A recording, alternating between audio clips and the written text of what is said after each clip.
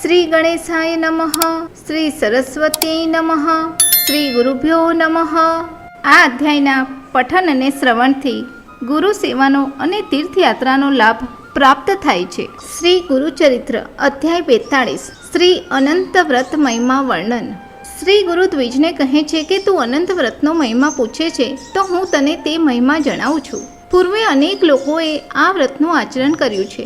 પાંડુસુત યુધિષ્ઠિરે આ જ વ્રત આચરીને પોતાનું રાજ્ય પાછું મેળવ્યું હતું. શ્રી ગુરુના વચનો સાંભળી સાયમદેવ સદગુરુને નમસ્કાર કરી પૂછે છે કે પાંડુ કુમાર યુધિષ્ઠિર કોણ હતા અને તેને કેવી રીતે ગુમાવેલું રાજ્ય પાછું મેળવ્યું. શ્રી ગુરુ સાયમદેવને કહે છે કે પાંડવો હસ્તિનાપુરનું રાજ્ય ભોગવતા હતા. કૌરવો સાથે જુગારમાં તેઓ રાજ્ય હારી ગયા. પાંડવોએ 12 વર્ષ સુધી અનેક કષ્ટો વેઠ્યા અને રાજ્ય ગુમાવીને જંગલમાં ભટકતા હતા. તેવા ઘોર અરણ્યમાં બંધુ સહિત યુધિષ્ઠિર હંમેશા ચિંતાથી વ્યાકુળ રહેતા. હંમેશા હરિનું હૃદયમાં ધ્યાન ધરતા. સમગ્ર રાજ્યનો ત્યાગ કરી વનમાં નિવાસ કરવા છતાં કૌરવોએ કપટ કરી અનેક રીતે તેમને ત્રાસ આપ્યો. તેમના સત્વનું હરણ કરવા દુર્વાસા ઋષિને કૌરવોએ જંગલમાં મોકલ્યા. તેવા સમયે ઋષિકેશે તેમનું રક્ષણ કર્યું. વનમાં તેમણે અનેક વ્રતોનું આચરણ કર્યું, અનેક તીર્થોની યાત્રા કરી. આ રીતે તેઓ અનેક પ્રકારના દુઃખો વેઠતા હતા. ભક્તવત્સલ નારાયણ પાંડવોના કષ્ટ જાણી વનમાં પોતે પ્રગટ થયા. કૃષ્ણ ભગવાનને આવતા જોઈને યુધિષ્ઠિર દંડવત પ્રણામ કરતા તેમને લેવા ગયો. પોતાના છૂટા વાળથી કૃષ્ણ ભગવાનની પદરજને સાફ કરી યુધિષ્ઠિરે તેમને બેસવા માટે આસન આપ્યું. કૃષ્ણ ભગવાનને અર્ધ્યપાદ્ય અર્પણ કરી ભાલ ઉપર ગંધાક્ષત લગાડી જંગલી પુષ્પોથી પૂજા કરી. પાંડવોએ ભક્તિપૂર્વક પૂજા કરીને વિનયથી શ્રી કૃષ્ણ ભગવાનને સ્તુતિ કરતા કહ્યું, હે ભક્તવત્સલ ઋષિકેશ કૃષ્ણ, તમારો જય હો, જય હો. હે ક્ષીરાબ્દી સૈનાદીન વાસુદેવ, હે લક્ષ્મી રમણ અનંત નારાયણ, હે ભવસાગરમાં ડૂબતા ભક્તોના ઉદ્ધારક કૃષ્ણ ભગવાનનો જય હો. હે પરમ જ્યોતિ સ્વરૂપ પરમાત્મા, તું જ ત્રિમૂર્તિનું સ્વરૂપ હોવાથી સૃષ્ટિની ઉત્પત્તિ કરનાર તું જ છે. તું જ વિશ્વમાં સૌથી નજીકનો આત્મીય છે. તું સમગ્ર સૃષ્ટિનું રક્ષણ કરનાર છે. તારો નિવાસ સ્થૂળ, સૂક્ષ્મ, અણુ, પરમાણુ, તૃણ અને કાષ્ઠમાં સર્વત્ર છે. હે ત્રિગુણાત્મક ઋષિકેશ, રજોગુણ દ્વારા તે સૃષ્ટિની રચના કરી છે. તારા ચરણે વંદન. દુષ્ટ લોકોનો નાશ કરવા માટે અને સજ્જનોનું રક્ષણ કરવા માટે અને ભૂમિનો ભાર ઓછો કરવા માટે તારો અવતાર થયો છે. તેમાં એક યુધિષ્ઠિર જ તને બિનજરૂરી ભારરૂપ લાગ્યો. પાંડવો મારા પ્રાણ છે તેમ સમગ્ર જગતને કહ્યા પછી અમને અરણ્યમાં મોકલી કેમ અનેક કષ્ટો આપે છે. જેના ઉપર તારી કૃપા થાય તેના કષ્ટ હંમેશા નષ્ટ થાય છે. તો પછી અમારી ઉપેક્ષા કરીને અમને જંગલમાં કેમ રખડાવે છે? તને છોડીને અમે બીજે ક્યાં જઈએ? જો તું જ અમારી ઉપેક્ષા કરીશ તો અમે જઈવાની આશા છોડી દઈશું. તે સમય દરમિયાન ભીમસેન આવીને શ્રી કૃષ્ણ ભગવાનના ચરણો ઉપર માથું મૂકી કહે છે કે તું અમારી ઉપેક્ષા કરીને કેમ કષ્ટ આપે છે? ધનંજય આવીને કૃષ્ણ ભગવાનના ચરણ કમળને વંદન કરી વિનંતીના સ્વરમાં કહે છે કે હે કરુણા મોરારી, અમારી ઉપર કૃપા કરો. તારી કૃપા દ્રષ્ટિ હોવા છતાં અમે અરણ્યમાં રઝળપાટ કરીએ છીએ. અમે અનેક કષ્ટો ભોગવીએ હવે કંટાળી ગયા છીએ. હવે અમારા પાંડવોનું કષ્ટ હરણ કરનાર એકમાત્ર તું જ છે. હે નારાયણ, તારું બિરુદ સત્ય કર. નકુલ અને સહદેવ દ્રૌપદી સહિત આવીને કૃષ્ણ ભગવાનને વંદન કરતા કહે છે કે તું અમારો રક્ષણ કરતા હોવા છતાં અમે ઘોર અરણ્યવાસ ભોગવીએ છીએ અને અમારો બંધુ પ્રેમથી રાજ્ય કરે છે. આમ કેમ? તારું શક્તિશાળી છત્ર હોવા છતાં અમારે કેમ કષ્ટો ભોગવવા પડે છે? સુગમ રીતે રાજ્ય પુનઃ પ્રાપ્તિ કરવા માટેનો રસ્તો બતાવો. હે ઋષિકેશ, અમને યોગ્ય ઉપાય બતાવો. કૃષ્ણ ભગવાન પાંડવોને કહે છે, તમારા પ્રશ્નના નિરાકરણ માટે એક વ્રત તમને કહું છું, જેનાથી ત્વરિત તમને રાજ્ય પાછું મળશે. વ્રતોમાં શ્રેષ્ઠ વ્રત અનંત વ્રત છે.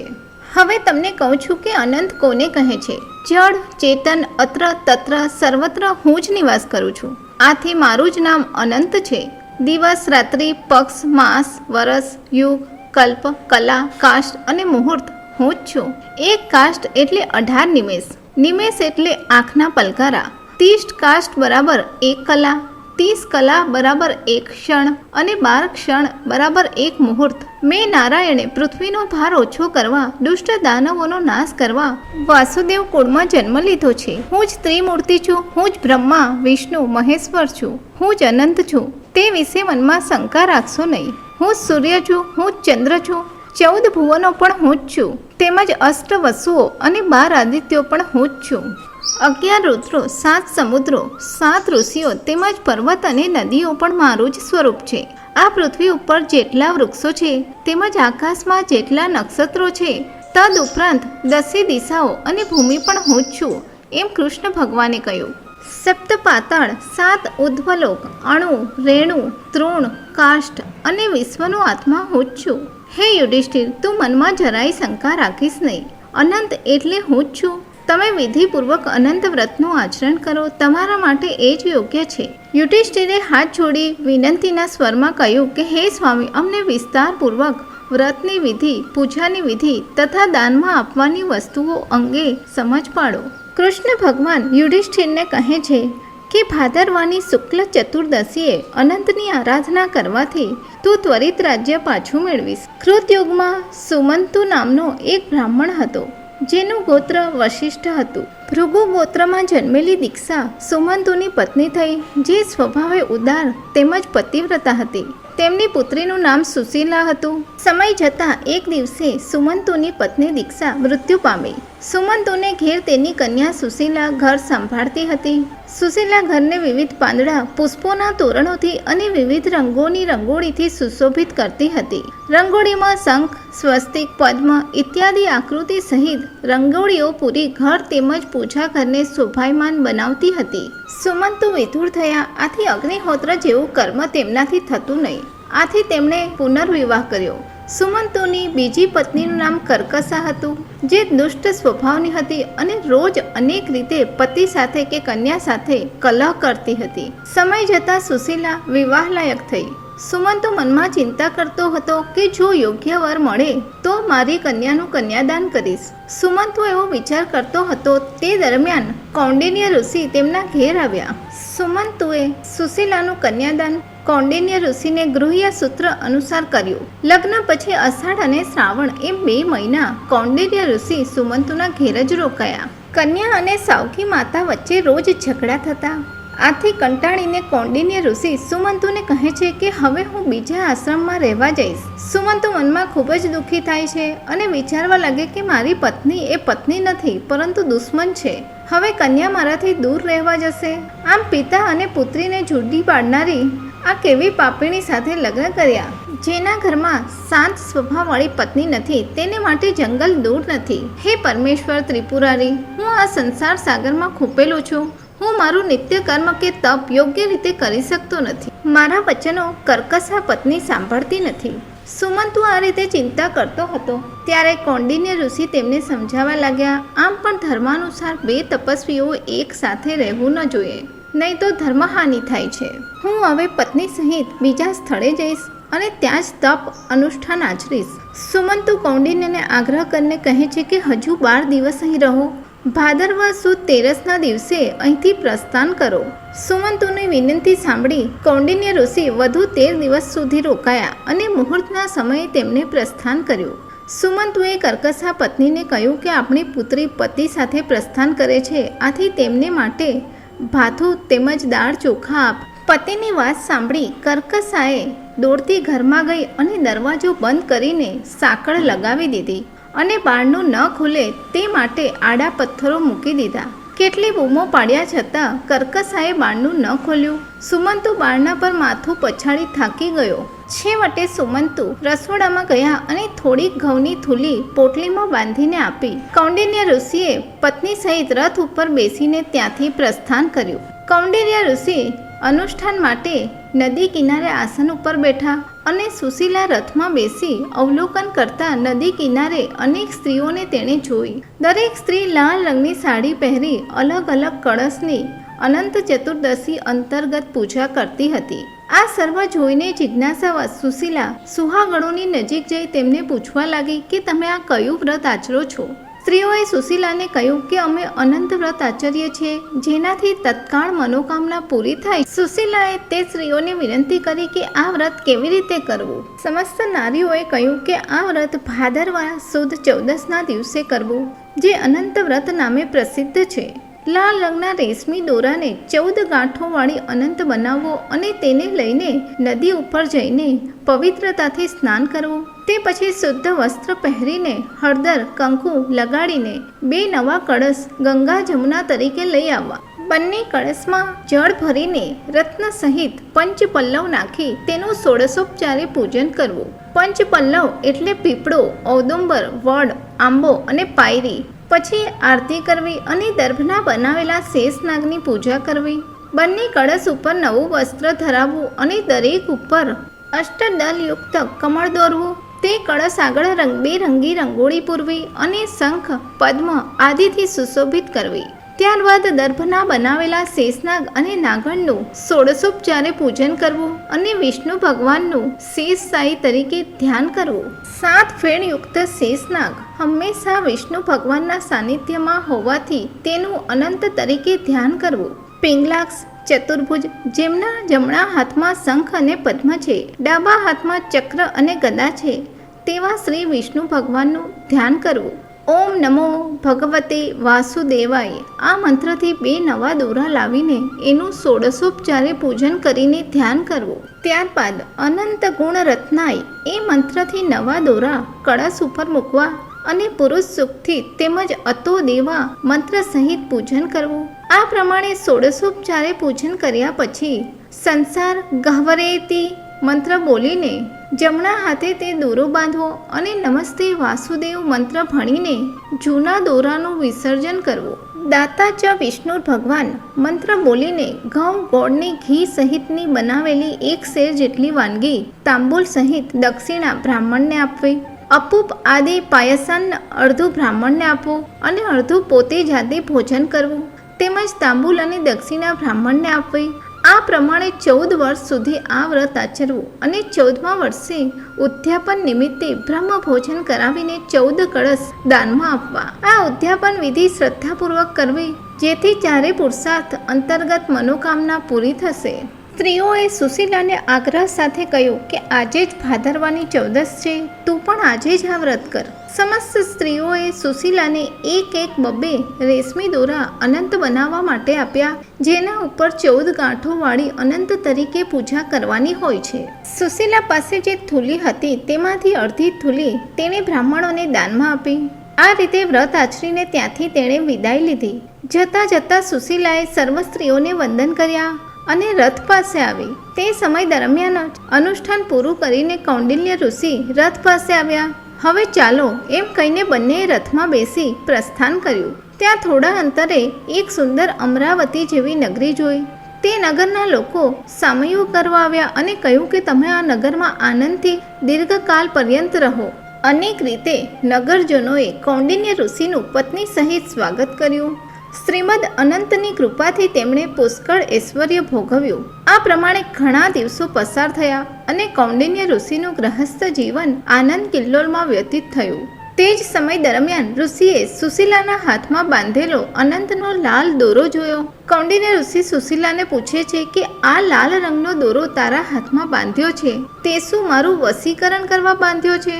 સુશીલાએ વિનયથી ઉત્તર આપતા કહ્યું કે આ અનંતની કૃપાથી જ આપણને આટલું ઐશ્વર્ય પ્રાપ્ત થયું છે. જે દિવસથી મેં અનંતનું વ્રત કર્યું તે દિવસથી અનંત આપણા ઉપર પ્રસન્ન થયા અને આપણો ભાગ્યોદય થયો. સુશીલાના આવા વચનો સાંભળી કૌંડિન્ય ઋષિ કોપાયમાન થયા અને અનંતનો લાલ દોરો ખૂંચવી લઈને અગ્નિમાં ફેંકી દીધો.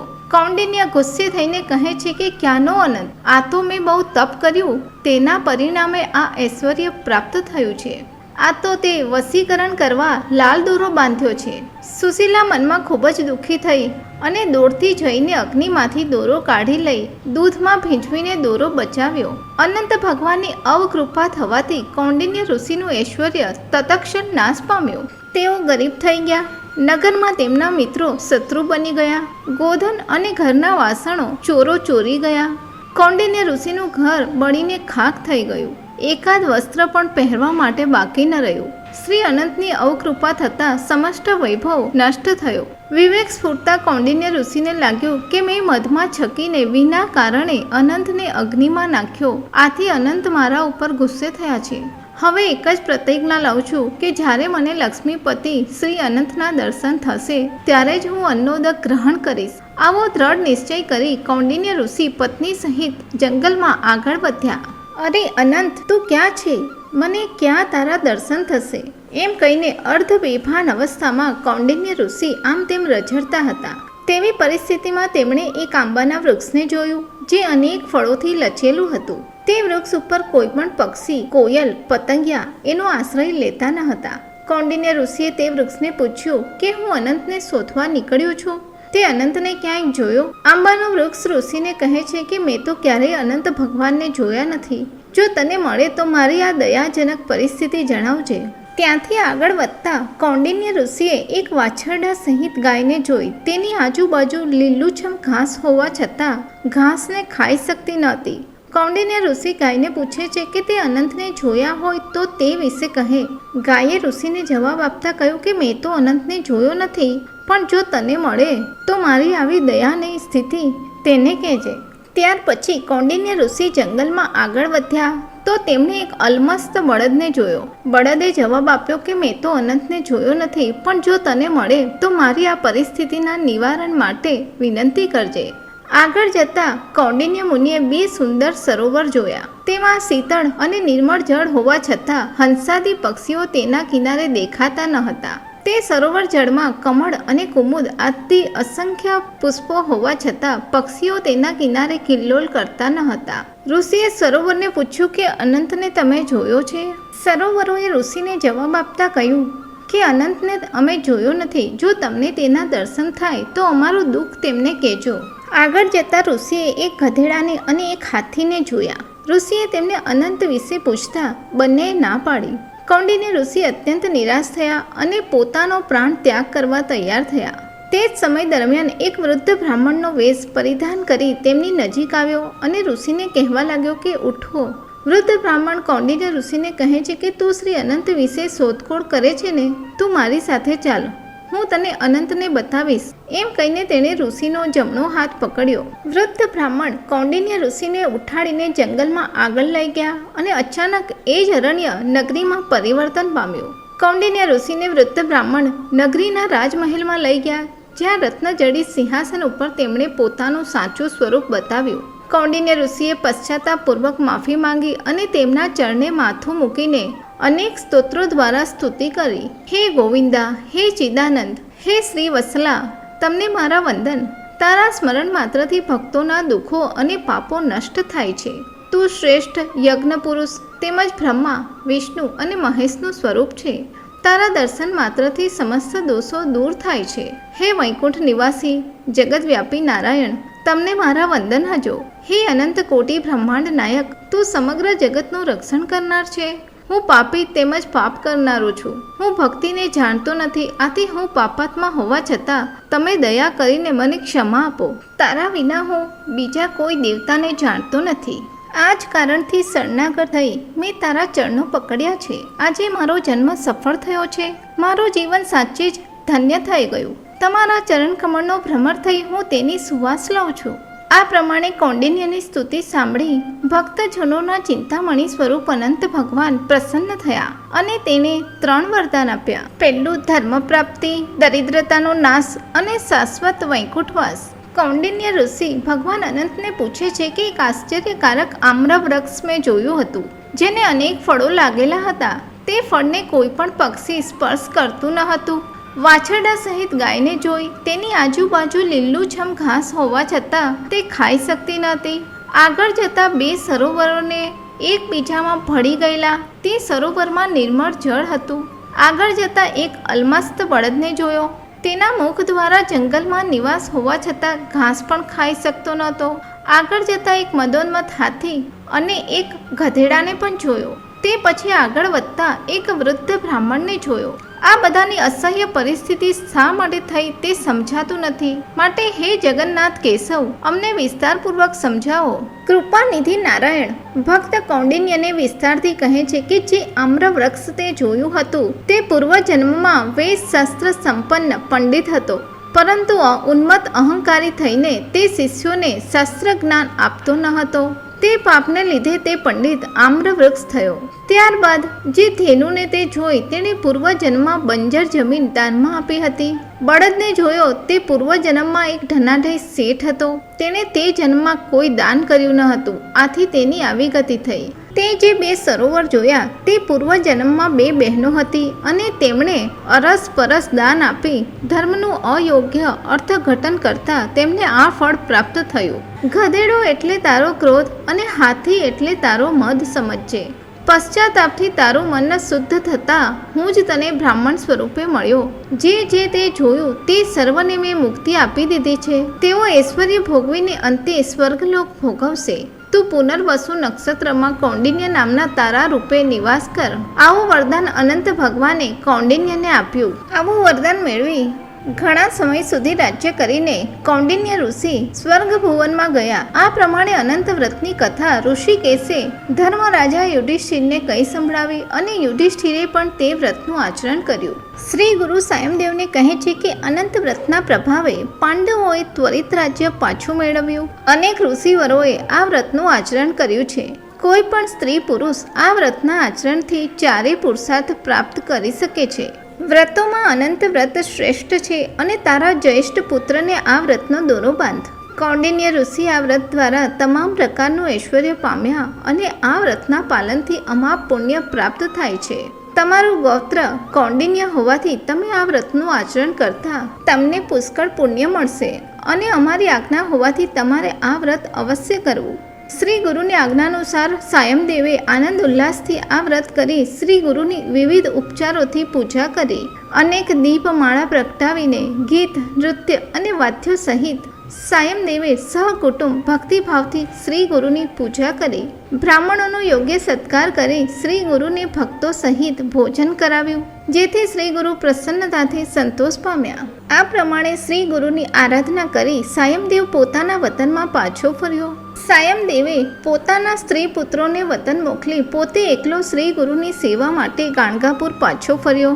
સાયમદેવે શ્રી ગુરુના સાનિધ્યમાં રહી અનેક પ્રકારે સેવા કરી. હે નામધારક, આવો તારો પૂર્વજ હતો, જેની સેવાથી શ્રી નૃસિંહ સરસ્વતી ગુરુ મહારાજ પ્રસન્ન થયા. સિદ્ધ મુનિ શિષ્યને કહે છે કે આ પ્રકારે તમારા કુટુંબને શ્રી નૃસિંહ સરસ્વતી ગુરુ તરીકે પ્રાપ્ત થયા. આથી સરસ્વતી ગંગાધર શ્રી ગુરુ ચરિત્રનું વિસ્તારપૂર્વક રસપાન કરાવીને શ્રોતાઓને 4 પુરુષાર્થ પ્રાપ્ત કરાવે છે.